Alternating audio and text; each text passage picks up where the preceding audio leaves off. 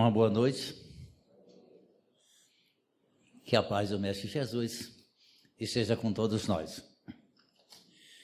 Dando continuidade ao estudo dos Espíritos, do Livro dos Espíritos, nós estamos estudando atualmente aqui a segunda parte do Livro dos Espíritos, cujo título é Pluralidade das Existências.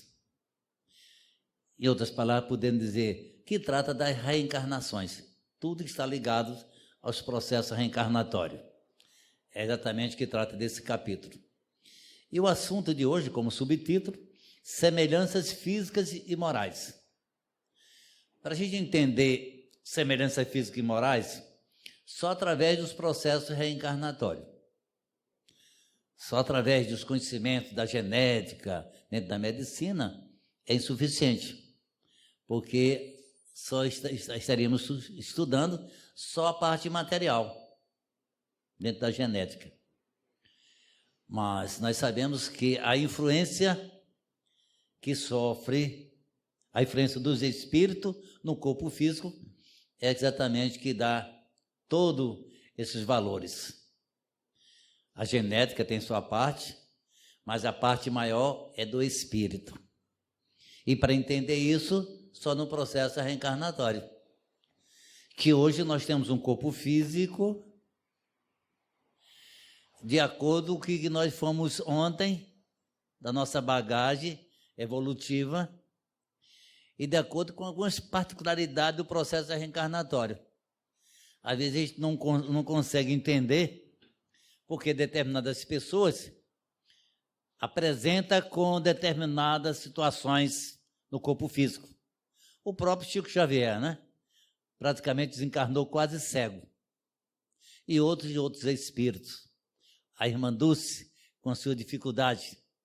Madre Teresa de Calcutá e outros personagens que nós conhecemos dentro da doutrina espírita, dentro de outra religião, ou mesmo as pessoas que não têm a religião, mas que apresentam determinadas coisas que só através das reencarnações é que nós iremos entender.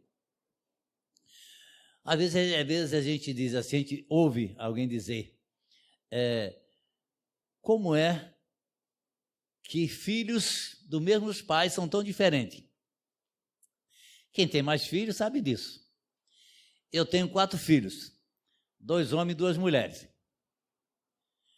Eu me dirijo aos meus filhos de maneira diferente, para cada um é diferente. Eu não consigo falar da mesma maneira com os meus 4 filhos, a não ser que seja uma coisa genérica. Se eu der uma bronca a determinados filhos, ele vai dizer assim para mim, pai, qual é, pai? O que é que está acontecendo com o senhor hoje aí? Está um pouco estressado, pai? Se eu falar da mesma maneira para outro filho, é capaz de chorar. Para determinado filho, é um diálogo mais formal.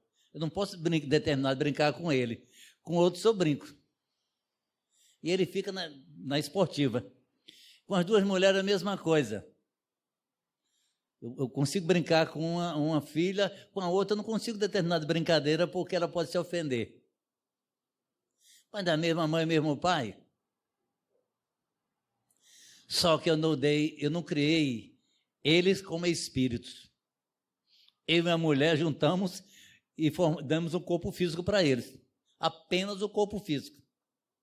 Mas um corpo físico que é moldado por eles, por o espírito, num processo reencarnatório. Temos a nossa parcela genética, mas a grande parcela do corpo físico é o próprio espírito que vai moldar num processo reencarnatório. Ele é o dono do corpo físico. E daí, para a gente entender um pouco maior, teria que estudar o perispírito, que é isso que vai exatamente moldar o corpo físico no processo reencarnatório. A gente dizia assim, mas fulano, esse menino puxou o pai. Essa menina puxou a mãe.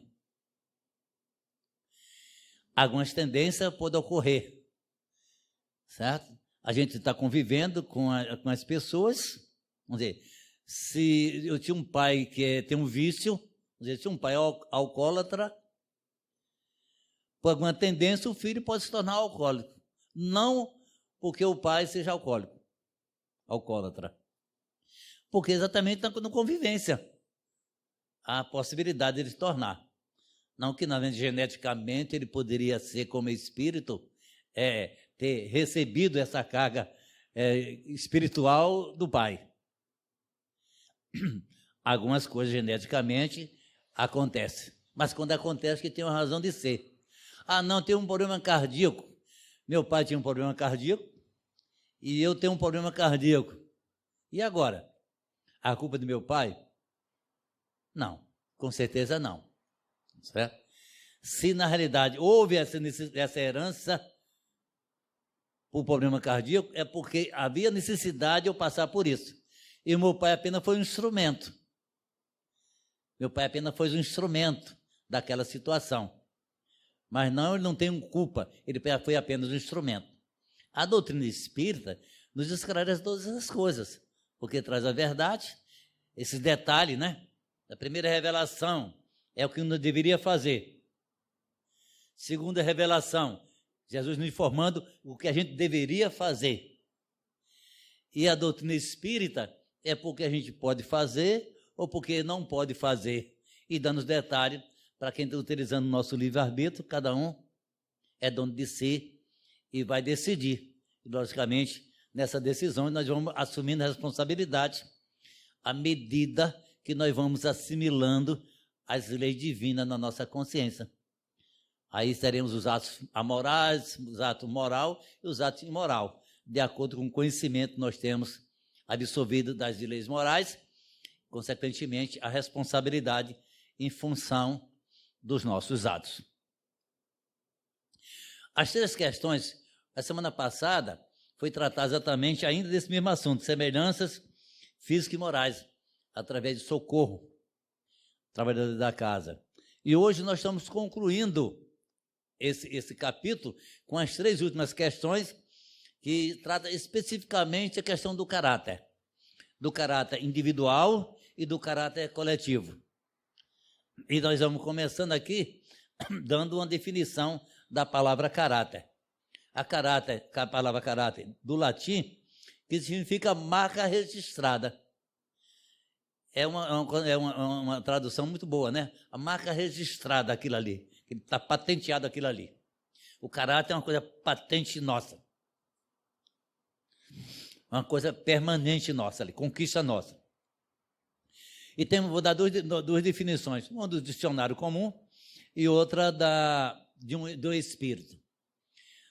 A definição dada pelo dicionário, que é o caráter, é um conjunto de características boas ou más e traços relativos à maneira de agir e de reagir de um indivíduo ou de um grupo.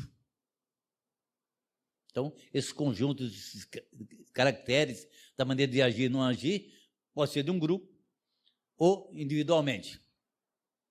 E um conceito dado pelo Espírito Vinícius no livro Nas Pegadas do Mestre, ele diz assim: o caráter é a manifestação do poder da individualidade sobre a personalidade, que nós vamos explicar melhor, sobrepondo-se aos desejos e às cobiças, sobrepondo-se, que às vezes tem um desejo e uma cobiça, mas o caráter faz com que a gente não faça.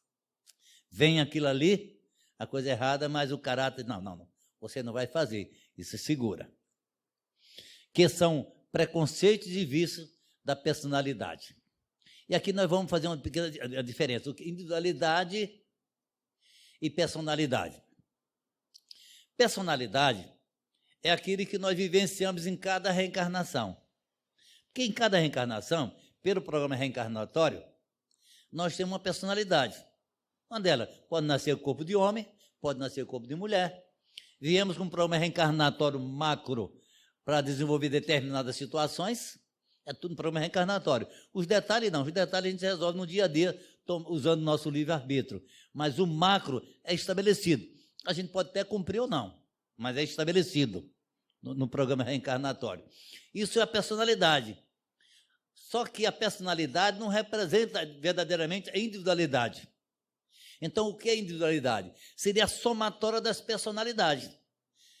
Essas são as conquistas que nós vamos conseguindo em cada personalidade exercida no processo encarnatório, ou mesmo na erraticidade de um período entre as reencarnações. Então, nós vamos formando a nossa personalidade conforme as aquisições das nossas personalidades que nós exercemos em cada reencarnação. Quando estamos encarnados, o que nos apresenta é apenas uma personalidade e não a individualidade completa. Por quê? Nós somos hoje bem mais, às vezes, do que nos apresenta. Porque algumas coisas, por necessidade, ao esquecimento temporário, de conhecimento de determinadas coisas, que aí já está incorporado na individualidade, mas ao esquecimento temporário, para não atrapalhar a personalidade que nós vamos exercer naquele programa reencarnatório.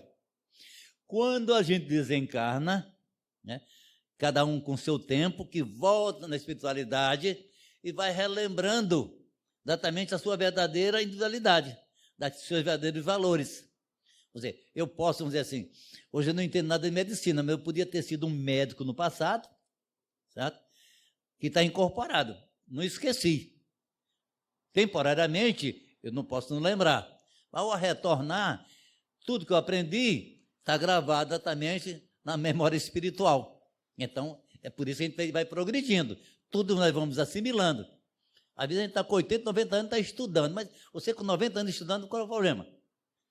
O que eu vou estudar hoje, com 90 anos, vai ser guardado na minha memória espiritual, que vai me auxiliar no programa, na outra reencarnação. Então, não tem tempo de parar de estudar nem de trabalhar, certo? Sempre eu digo, olha, faça tudo, mas não me diga parar de trabalhar. Por isso que eu admiro Dona Sônia, certo? Ela só depois de estar em casa. E ela está exatamente, me desculpe, é o que eu vou falar agora, mas às vezes contrariando até alguma recomendação médica do próprio filho dela, imagino. Mamãe, fica em casa. Não é isso? Mamãe, fica em casa, o filho dela é médico.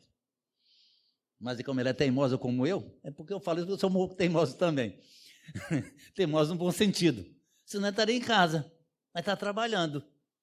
Seria maior prazer, eu digo sempre, maior prazer eu desencarnar trabalhando. Não seria satisfação melhor eu estar trabalhando, principalmente dentro do movimento espírita, desencarnar. Para mim seria a maior realização minha do que estar.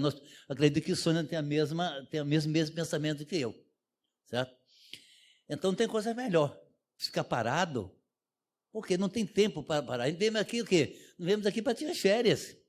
Viemos aqui para trabalhar. Então tem que aproveitar. E quando o trabalho é digno, não tem coisa melhor. Eu sempre digo assim, a gente se aposenta do emprego, mas não se aposenta do trabalho. Do emprego é necessário, mas a gente tem que inventar alguma coisa. Então, se eu não preciso mais ganhar dinheiro, ótimo, melhor ainda. Então, vamos trabalhar na causa social. Mas não fique parado, não. Certo? Não fique parado, não. Está perdendo tempo. Tudo bem. Então, nós vamos ver agora as aparências físicas e as aparências morais.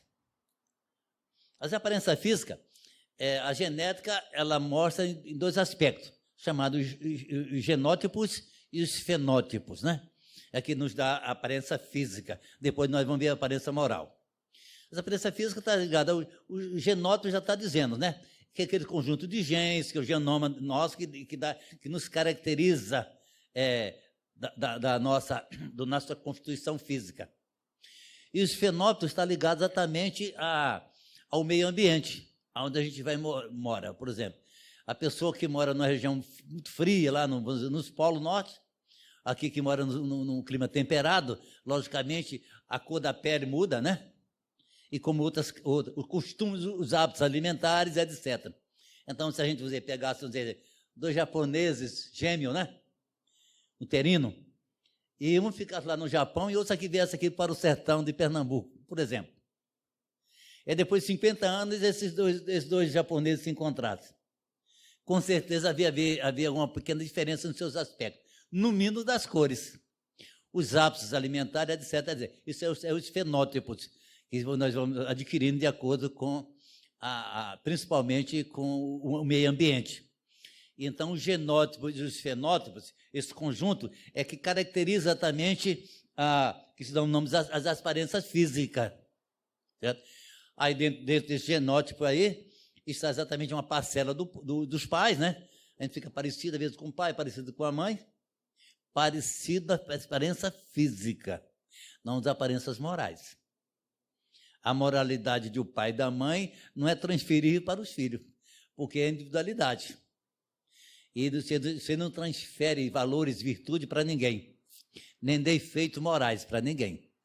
O que nós vamos transferir é alguma coisa em nível material, que fica agregada ao corpo físico, não ao espírito em essência. Então, o aspecto físico, né, o aspecto físico está ligado exatamente aos genótipos e os fenótipos. O genótipo, aí vem a parcela dos pais, mas também a parcela maior do próprio espírito, na sua bagagem espiritual, nas reencarnações, nas conquistas boas e ruins que eles adquiriram. Que isso vai ponderar exatamente um programa reencarnatório. Já que o espírito, o perispírito, é quem molda o corpo físico, no programa reencarnatório nós teremos um corpo físico de acordo com o espírito, as condições espirituais. E as aparências morais? Às vezes tem filho que tem algumas determinadas condutas, né, morais parecidas com o pai e com a mãe. Não que houve geneticamente essas transferências morais, se assim pudermos se expressar. Mas é a convivência. Não a convivência nessa existência, mas a convivência em outras existências. Às vezes os filhos já tiveram contato com os pais em outras existências. Então, há uma tendência dos amigos, né, das amizades criadas, você, na verdade, começar a ter, nos convívios, na prática, ter alguma coisa parecida das condições morais. Não que houvesse exatamente uma transferência. É como a felicidade. Não se transfere felicidade para ninguém. Felicidade é uma conquista. Né? A mãe, por mais bondosa que seja, não consegue transferir felicidade para os filhos. Porque felicidade é uma conquista. Aliás, em nível moral não se transfere nada para ninguém. Eventualmente, coisa física nós já vimos que transfere. Mas moralmente não. Porque é a conquista do espírito. Ele tem que fazer o dever de casa. Ele que tem que se autoconstruir. A reforma íntima é realizada por nós mesmos. Ninguém consegue fazer a transformação dos outros. Você pode até colaborar com o exemplo. Se eu tenho uma conduta boa, dá legal os pais, aí vem a educação, a evangelização. O que é evangelizar? Evangelizar não é dizer que faz. É mostrar. É mostrar como se faz. Isso é evangelizar. Dizer é muito fácil. E às vezes você não grava isso no que ouviu. Você grava o que a gente lembra dos nossos pais, eu particularmente, é não o que ele disse. Até que ele tinha muita dificuldade por ser analfabeto e muita dificuldade de se expressar. Então eu não gravo os ensinamentos dos meus pais, não pelo que ele disse, pela sua dificuldade, mas o que ele fazia. Até hoje, nitidamente, eu lembro tudo que ele mostrava fazer, o procedimento dele, isso que ficou gravado. Para mim, isso aí é evangelizar. Evangelizar é mostrar como faz. Doutrinar é dizer o que fazer. E às vezes eu estou doutrinando, dizendo que fazer, estou fazendo o contrário. Eu digo que fazer, meus filhos, certo? Meu filho, não fume, que fumar faz mal à saúde. Mas eu fumo. Eu estou só doutrinando meu filho. Mas e agora? A doutrina está valendo? Ele, quando eu olhar, mas o pai está pedindo para eu não fumar, mas ele está fumando? Que negócio é esse? Está incoerente. Hereditariedade. O espírito encarnado, isso aí nós vamos encontrar essa expressão, esse ensinamento, no livro Entre a Terra e o Céu, que é da coleção de André Luiz, no capítulo 12, onde André Luiz diz o seguinte: o espírito encarnado sofre os efeitos da herança dos pais, entretanto, na essência, a lei da herança funciona invariavelmente do indivíduo para ele mesmo. O que é que André Luiz está dizendo com isso? Que temos uma parcela da herança física que nós recebemos dos pais. Mas verdadeiramente a gente herda a herança de nós mesmos. Tá? Se a gente fez uma coisa boa, a gente está com um perispírito saudável. Se a gente fez alguma coisa ruim conosco e com os outros, afetamos nosso perispírito. Criamos mácula no nosso perispírito. E essas máculas no nosso perispírito vai moldar o nosso corpo físico. Né?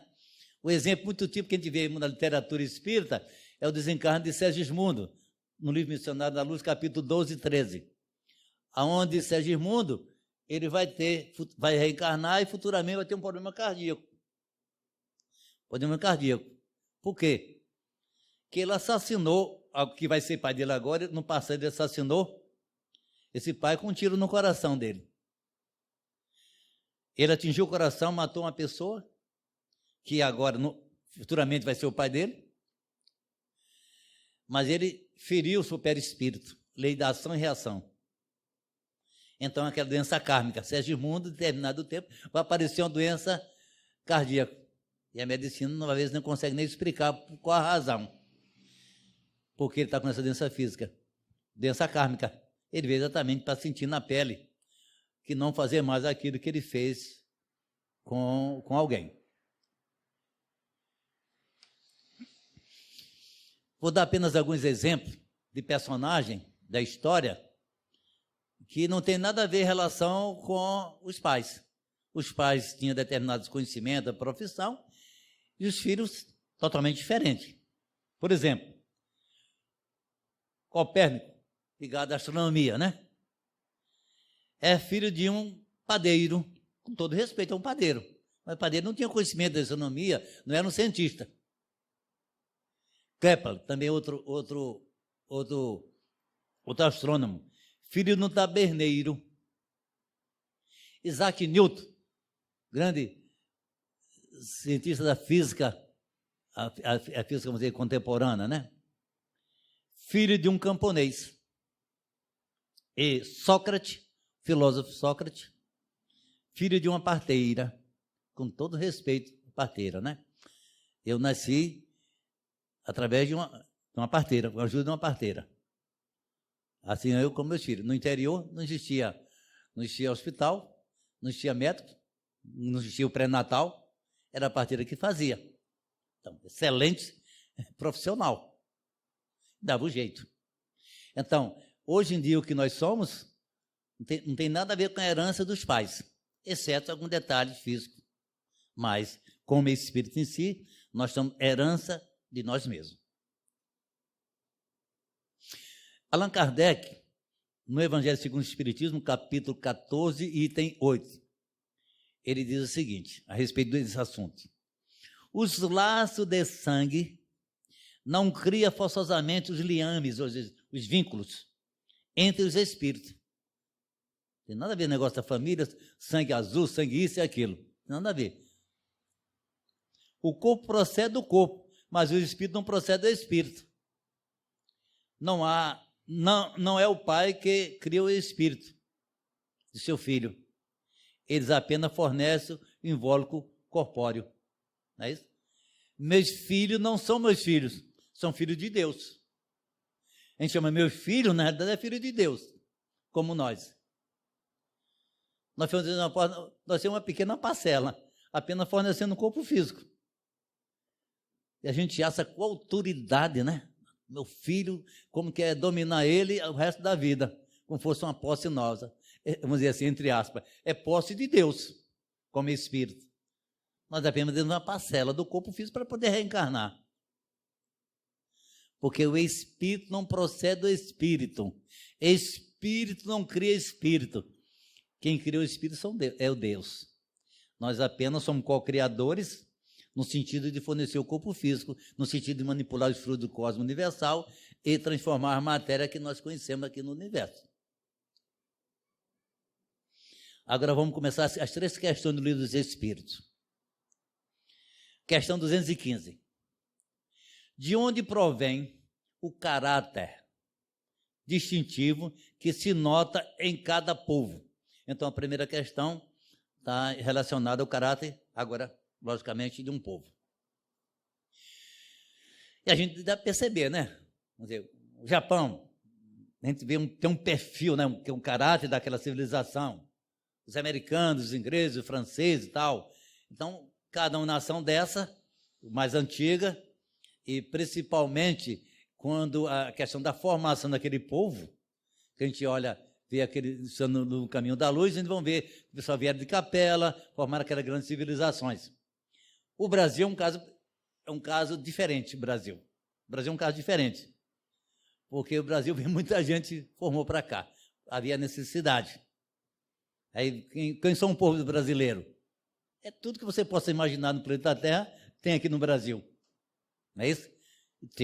Tem um sentido, precisava ser assim. Precisava ser assim para ser o coração do mundo, né? A pátria do Evangelho. Precisava. Tinham razão. O caráter do brasileiro tinha razão, precisava exatamente de todo esse conjunto de pessoas para o fim que se destina. Enquanto os outros países estão muito limitados ali, vem um caráter específico daquela civilização. Mas vamos à pergunta dada pelos espíritos. Os espíritos também possuem famílias.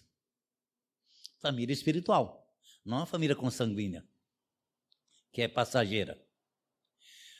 Formando-se pela semelhança de suas inclinações, mais ou menos depuradas, conforme a elevação que tenham alcançado. Pois bem, um povo é uma grande família, onde se reúne espírito simpático. Então, uma nação, um povo, é uma grande família.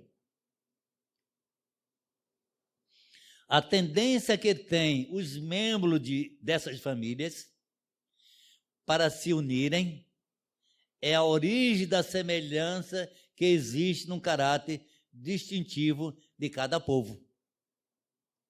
Exceto a necessidade, caráter de missão, etc., etc., nós reencarnamos de acordo com a semelhança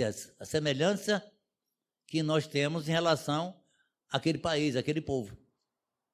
E quando fugimos disso, é por uma necessidade, outra necessidade maior, de estar reencarnado em determinada família, com determinada missão. Então, o espírito que ele teria, vamos dizer assim, está em condições de estar em outro povo, mais evoluído, etc., etc., ele reencarna em povo, em nação, mais inferiormente, às vezes, intelectualmente ou moralmente, com a questão de missão. Aí são as particularidades. Julgai que os espíritos bons e humanitários procurem um povo duro e grosseiro? Não. Cada um com sua obra, você vai evoluindo e vai exatamente como acontece às vezes entre nós mesmos, né? A gente vai evoluindo e não consegue mais as amizades, o convívio com determinadas pessoas que fogem muito do nosso padrão. Tem pessoas que a gente pode falar, etc., questão de caridade, etc., para ajudar essas coisas, mas não tem condições de estar conversando. Eu não consigo mais conversar com uma pessoa que só vive palavrando toda hora, todo instante. Eu me sinto mal, não consigo. Não vou deixar de falar com aquela pessoa, mas também não vou convidá-la para ficar conversando com ele, essas coisas, porque eu não vou me sentir mal. Então, o que acontece? A gente vai se aproximar das pessoas de acordo mais ou menos com as ideias e os pensamentos, é natural. Isso não quer dizer que a gente vai abandonar aquelas outras. Uma necessidade para ajudar. Uma coisa é ajudar, fazer a caridade. Outra coisa é compartilhar com os erros dos outros. Aí não. Aí, nesse caso, aí nós selecionamos os amigos. Não. Os espíritos simpatizam com as coletividades como simpatizam com os indivíduos. Nessa coletividade, eles se acham no meio em que é próprio. Costumamos dizer, a cegonha não erra endereço. Não erra. Nascemos num povo que precisamos, numa família que precisamos, numa coletividade que precisamos. Consequentemente, aqueles que estão hoje em dia encarnados em determinadas áreas de risco, por exemplo, não foi que a cegonha errou o endereço, não. Por algum motivo, aqueles espíritos precisam passar por ali, consequentemente, risco até de não sobreviver, de ser eliminado por alguma coisa. Mas precisava passar por aquela experiência. Não foi castigo, foi necessidade. Cada um conforme a sua obra. Então, a lei de Deus não castiga, nem pune dessa maneira como vingança, mas dá os meios para que a gente possa reparar os nossos erros. E nesses meios de reparação dos erros, às vezes precisamos passar por alguma experiência dolorosa, fruto do mau gerenciamento das nossas existências anteriores, ou até no presente, né? Porque muito sofrimento nosso é consequência do nosso presente, só que a gente esquece disso. A gente quer colocar a culpa só no nosso passado, mas esquece muitos revés que nós estamos passando hoje é fruto do mau gerenciamento da nossa atitude, do mau uso do livre-arbítrio nessa própria existência. Só que nós esquecemos. Nós esquecemos dos nossos equívocos. E fica bem mais fácil a gente transferir isso para os outros, ou no mínimo a gente transferir no nosso passado, como se o nosso passado não fosse nosso, né? Não pertencesse a nós. Hoje a gente transfere que a nossa situação que nós estamos passando hoje é por causa do meu marido, por causa da minha esposa, por causa do meu filho, por causa do meu patrão, por causa do meu governo, não sei das quantas. A gente transfere a responsabilidade para todo mundo, menos assumir a responsabilidade. E quando a gente assume a responsabilidade, a gente diz, não, foi a reencarnação passada. Como se a reencarnação passada não fosse fruto dos nossos descasos. A questão 200, assim, no caso a civilização brasileira, é uma particularidade, né? O espírito Humberto de Campos, no livro Brasil, Pátria do Evangelho, Coração do Mundo, ele exatamente dá essa característica. Então, vamos dizer assim, grande parte dos encarnados aqui no planeta Terra são espíritos carentes, exceto aqueles que vieram mais para ajudar, né? Lógico, quem quer ajudar está em condições melhores. Os missionários em vários níveis, mas grande parte da população são carentes. Por isso que a parte do Evangelho, aonde você constrói um hospital para ser bem sucedido o hospital, aonde há necessidade dos doentes. Numa região que não tem doente, para que você construir um hospital? Para que Jesus ia, na realidade, estabelecer aqui o Brasil como pátria do Evangelho, se não tivesse pessoa precisada ser evangelizada? Eu percebi agora que a gente pensa aqui, Brasil, coração do mundo, pátria do Evangelho. Que nós somos privilegiados, somos um povo privilegiado. Quisera nós outros, né, que fosse assim, mas não é. O Evangelho tem dois aspectos. Para quem aplica, aqui é um terreno fértil. Quem quer aplicar o Evangelho, o médico vai procurar quem? O sadio? Vai procurar os doentes, não é isso? Para exercer a sua profissão. Se não tiver doente, coitado do médico, vai ficar ocioso, não é isso? Então, quem quer aplicar o Evangelho não tem coisa melhor do que aqui no Brasil, que aqui estamos necessitados do Evangelho. E quem está precisando vai encontrar aqui muitos evangelizadores. Então, se combina. Evangelizadores e evangelizados. Só tem um detalhe aqui, que esse detalhe é muito bom. São pessoas propensas para o bem.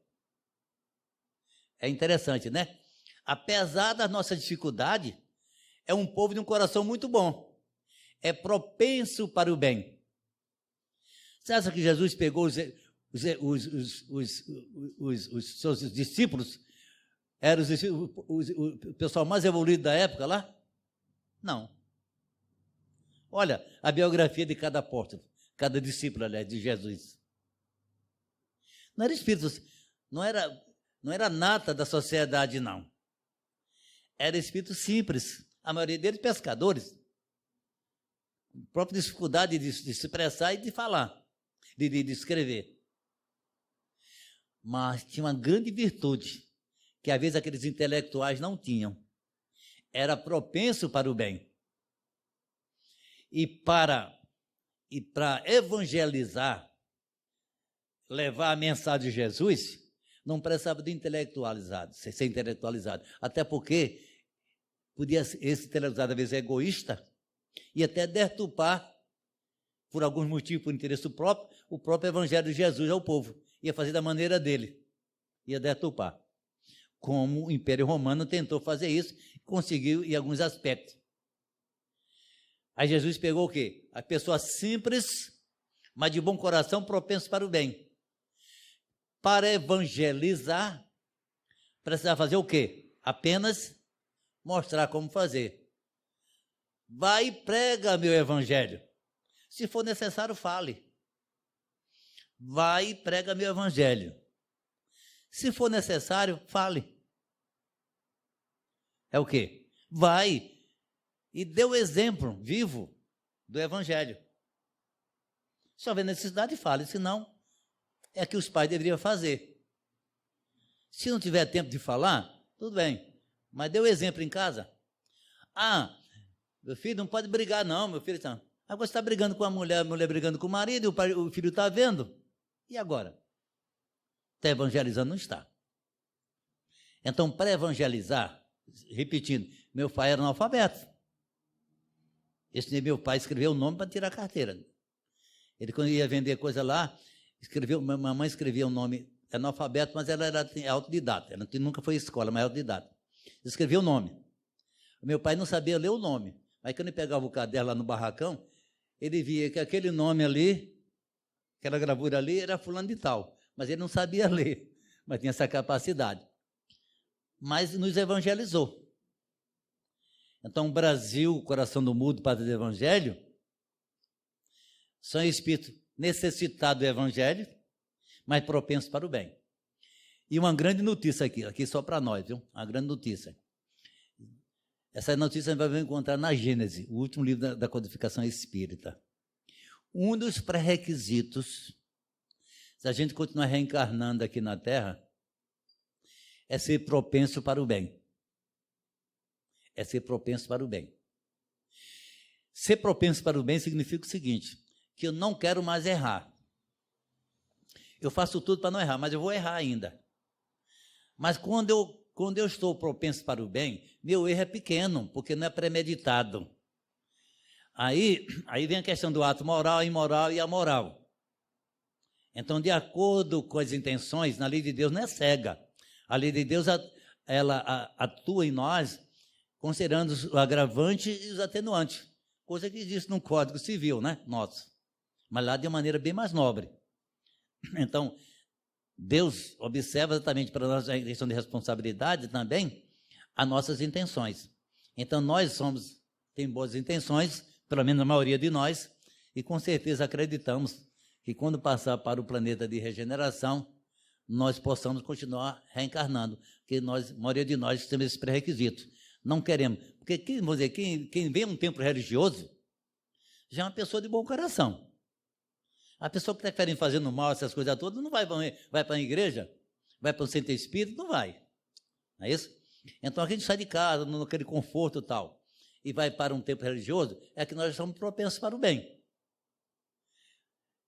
E nós sabemos que, para a gente conseguir conquistar alguma coisa, tem que sair do conforto. O conforto nos acomoda. Pode notar, as nossas realizações só ocorrem fora do conforto. Por quê? Os necessitados, para a gente fazer a caridade, a gente faz caridade com o quê? Com os necessitados. Os necessitados estão lá da nossa poltrona, na nossa casa? Não estão. Onde é que estão os necessitados? Nos lugares onde está a intempérie. Aí você transpira, passa por perigo, etc, etc. Ali é onde estão os necessitados. Ali a gente faz a caridade. É saindo na hora do conforto, né? A gente vem aqui e senta nesse banquinho bem confortável, né? Eu trago a almofada porque eu não estou mais espiando, certo? Então, como não estou espiando, eu trago a almofada, não preciso mais sentar no banquinho duro. Mas é um banquinho bem confortável esse aqui. A gente podia estar na nossa poltrona lá, com os pés para cima, na hora do conforto. Mas talvez estivesse perdendo essa oportunidade. Então, tem que transpirar. E não existe tempo para transpirar, não, certo? Porque é aí que a gente possa adquirir as virtudes. Está lá os apóstolos para mostrar para nós que foi assim que eles conseguiram, na verdade, transmitir a mensagem de Jesus. Questão 216. O homem consegue em suas novas existências o traço do caráter moral de suas vidas anteriores? Sim. Isso pode acontecer, mas, melhorando-se, ele muda sua posição social, pode também não ser a mesma. Muda. E a sua posição social pode não ser a mesma. Então, o que na realidade, o esquecimento temporário está muito ligado à parte do intelecto, mas as condições morais não, porque as condições morais não atrapalham ninguém. O que atrapalha é determinadas outras coisas, pode atrapalhar, mas as condições morais não atrapalham nenhuma realização da tarefa, pelo sinal, favorece. E a gente pode ter uma existência, uma condição moral, e passa um tempo na espiritualidade, evolui também, quando reencarna, já está em condições morais antes da reencarnação anterior. Então ele já vem com outra bagagem espiritual, e isso a gente pode não identificar aquela pessoa, porque ele está mais evoluído, porque a gente evolui tanto encarnado como desencarnado. Se de senhor passar a escravo, seus gostos serão muito diferentes e terei dificuldade em reconhecê-lo. Sendo o espírito sempre o mesmo nas diversas encarnações, o espírito é o mesmo, ou seja, a individualidade é o mesmo, mas em cada reencarnação ele tem sua personalidade. Pode existir certas analogias entre as suas manifestações, se bem que modificada pelos hábitos de sua nova posição. Aí tem uma história muito bonita, que é no livro Céu e Inferno, que faz parte da codificação, segunda parte, capítulo 8, onde trata do Conde Max. Não sei se você já leram esse livro. Céu e Inferno, segunda parte, capítulo 8. O título, Conde Max. Isso aconteceu no século XIX, vivenciou lá na região Baviera, na Alemanha, naquela época dos castelos, onde existia um senhor, mais ou menos de seus 50 anos de idade, naquela época, mendigo, praticamente. Ele vendia uma bijuteria que ele fazia ali e tal, mas para disfarçar a mendigagem dele, porque ele ficava, na verdade, era um mendigo, pelos castelos, e vendia aquelas bugigangas ali, né, para disfarçar. Mas vivia muito também de esmola. Não tinha família, ninguém sabia da família dele, vivia por ali. Humilhado por algumas pessoas, maltratado por outras, aquela coisa toda. Mas ele vivia na redondeza ali. Mas por que deram o nome dele de Conde Max? Porque apesar do traje dele, de farrapos, etc., ele tinha uma postura como fosse um conde, na sua atitude, no seu gesto. Daí o apelido. Era um mendigo, mas com a postura de um conde, assim, não falar, não se expressar, etc. Certa vez, por necessidade, ele ficou na estrebaria de um castelo. Isso porque uma filha do dono do castelo simpatizou com ele e permitiu que ele dormisse ali. Ele passou algumas vezes dormindo ali naquela estrebaria, onde ficavam os animais. E criou uma amizade entre ele e aquela jovem. Ele desencarnou e, posteriormente, na espiritualidade, logicamente, na espiritualidade, ele sofrera. Por quê? Porque ele já vivera naquela mesma localidade, era dono de um castelo, pessoa muito ruim, humilhava os seus empregados, humilhava as pessoas, maltratava. E ele, posteriormente, depois desencarnado, durante o sono daquela jovem que ajudou ele se comunicou e deu as informações. Essas informações que ele era um conde, não sei se o nome era conde, dado para ele, mas era um senhor dono do castelo, muito era mal visto pelas pessoas, pelo menos humilhava as pessoas. Quando desencarnou, teve suas dificuldades, pelo desequilíbrio natural. As pessoas que eram maltratadas por ele, quando reencontrava na espiritualidade, ficavam obsediando, cobrando dele. Mas passou-se o tempo da espiritualidade, ele conseguiu se recuperar, pediu perdão, etc. Aí preparado a reencarnação para ele. Dele renascer na mesma localidade, agora como mendigo. E passando pelas mesmas humilhações, tudo que ele fez os outros passarem, ele estava passando. Era um resgate, espécie de expiação e resgate. A diferença de expiação, que a expiação quando é imposta mesmo. Nesse caso aqui, acredito que foi uma expiação, um pouquinho de expiação, mas mais de resgate, porque ele já estava consciente daquilo que ele queria passar para se livrar daqueles males que ainda estava gravado no seu perispírito. Então, ele tinha um caráter dele, certo? Aí, já que ele tinha adquirido na espiritualidade pelas as suas condições, e esse caráter dele se apresentava de maneira da sua conduta. Mesmo como mendigo, eles tinham a postura de um conde, de tal maneira que o pessoal colocaram apelido nele.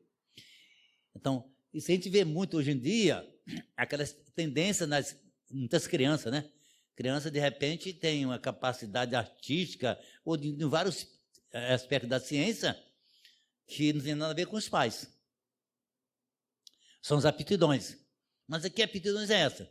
Não é uma transferência genética. É uma transferência do espírito para o próprio espírito. É sua bagagem.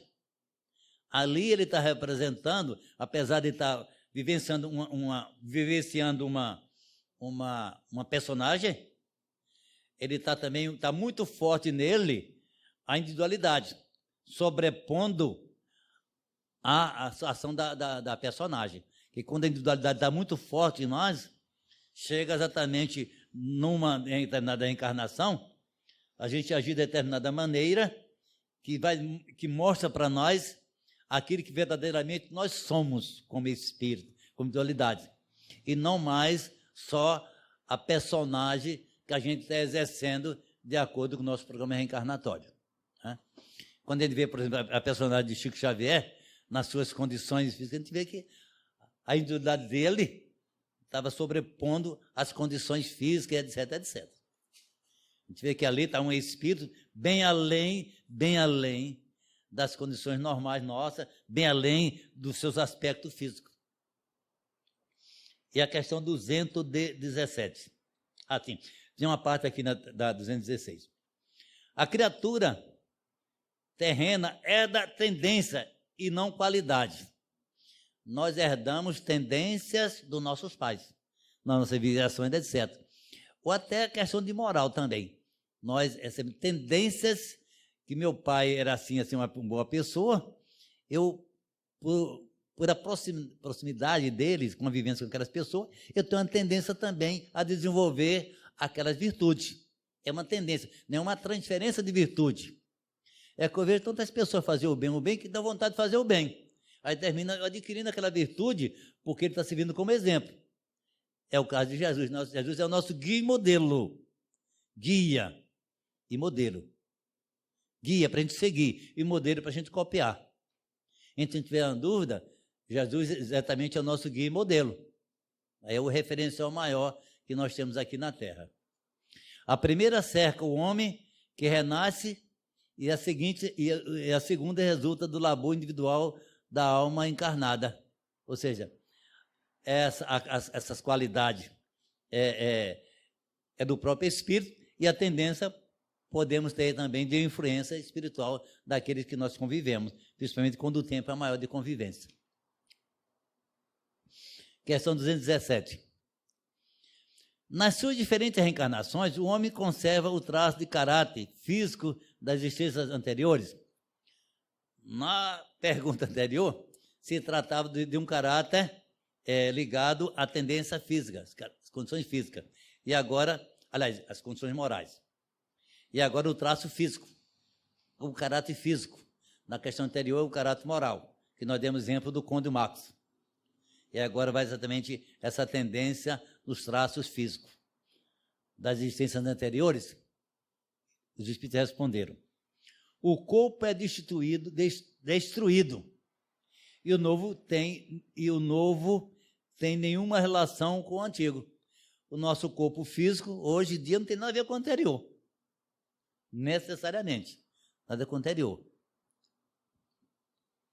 Entretanto, o espírito se reflete no corpo. Quando o espírito se reflete no corpo, é que o perispírito, que é comandado pelo espírito, é quem vai moldar o corpo físico. Então, o nosso corpo físico reflete o que é o espírito. Em outras palavras, reflete o que é o perispírito. Mas quem comanda o perispírito, que é o nosso corpo fluídico, é o espírito. Então, podemos dizer que o corpo físico reflete o perispírito ou reflete o próprio espírito. Certamente, o corpo é apenas matéria, mas, apesar disso, é modelado pela capacidade do espírito que ele imprime certo caráter, principalmente no rosto. E não é sem razão que se aponta os olhos como espelho da alma. Isto é, que o semblante reflete particularidade da alma. Reflete mais particularmente a alma.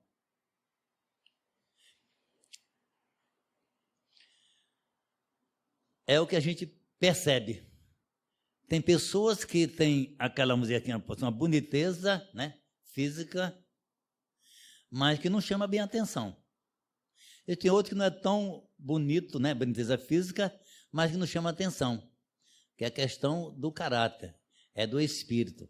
Não é a beleza física, o corpo físico, que vai representar o espírito. Imagina o Chico Xavier, né? Com todo respeito a ele. Chico Xavier não era bonitinho, não, era feinho, né? Aqui para nós, né? Não era um pouquinho feinho o Chico Xavier, não é? Não é aquela boniteza, não. Mas era muito bonito da fisionomia dele, não o aspecto físico. Você olhar para o Chico Xavier, que sabia que tinha uma coisa que era diferente. Uma coisa que nos chamava atenção, né? Uma coisa que nos atraía. O que nos atraía não era a boniteza do corpo físico de Chico, não. O que atraía não era a boniteza da irmã Dulce, Maria Teresa de Calcutá, não. Era o que estava ali dentro, era o espírito, certo?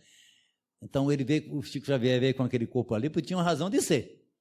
Mano, deve ter falado: Chico, olha, vou arranjar esse corpinho para você. Por algum motivo. Com certeza, talvez, logicamente, para auxiliar na missão dele. Talvez viesse um corpinho bonito, né? Aí, talvez ele não tivesse dificuldade, porque ele seria muito assediado, né? Tivesse a própria dificuldade de cumprir a sua missão. É por isso que uma pessoa excessivamente feia, quando nela encarnou um espírito bom, criterioso e humanitário, tem qualquer coisa que agrada, ao passo que rosto belíssimo, que nenhuma expressão te causa, podendo até mesmo inspirar-te, repulsa. É que nós acabamos de ver, né? A gente vê o rosto, mas o mais importante é que está dentro, que está comandando aquele rosto. Então, a boniteza ali não é a questão do rosto, do corpo, a boniteza da alma. Aí, segundo o Espírito, até o olho, não é o olho físico, né? É o olhar. Tem pessoas que têm um olhar que nos atrai, aquele olhar daquela pessoa. Tem uma coisa que a gente não consegue nem se expressar, dizer, mas é uma coisa diferente daquele olhar daquela pessoa. Então, é como diz aqui, no olhar da pessoa, no olho da pessoa, é que talvez reflita bem mais o que é o próprio Espírito ali, que está comandando aquilo ali.